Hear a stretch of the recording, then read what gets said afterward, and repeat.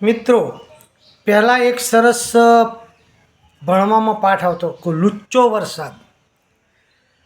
આ વરસાદને બધાએ લુચ્ચો કહ્યો છે. કેમ કે આવે જેવા ટાઈમે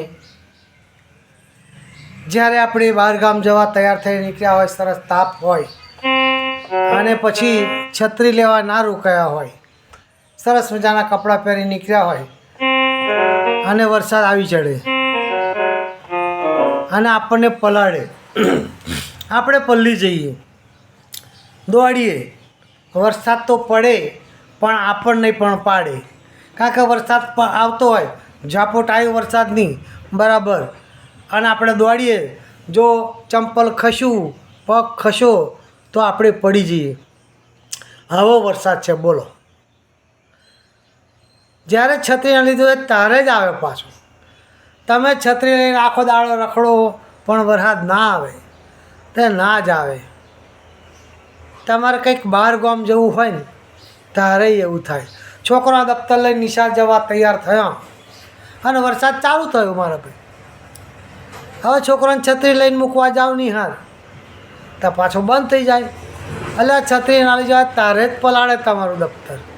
આવો વરસાદ છે, એટલે વરસાદને લુચ્ચો કહ્યો છે એક લેખકે, અને આનો આખો પાઠ લખેલો છે. આ તો મને યાદ આવ્યું તો મેં કીધું જરાક તમને વાત કરી લઈએ. એટલે વરસાદનું કામ આવું છે. તમે બાજરી કાઢતા હોય ને, જો કોરું હોય ને ત્યારે વરસાદ ના આવે, અને જ્યારે બાજરી કાઢવા ચાર લેવા જાઓ કે ભેંસ દોવા જાઓ કે ગમે તે વરસાદ દૂધ ભરાવે તો વરસાદ આવે આવે ને આવે જ. આવું કામ છે વરસાદ. પણ ભાઈ એવું નથી. આ બધા આપણે કહીએ છીએ પણ એ વાતાવરણ ઉપર આધાર છે. વાતાવરણ એવું હોય ને તો વરસાદ પડે જ. તે ભેજનું પ્રમાણ, હવામાં ભેજનું પ્રમાણ વધી જાય એટલે વરસાદ પડે જ. આવું છે, કુદરતી વૈજ્ઞાનિક કારણ છે.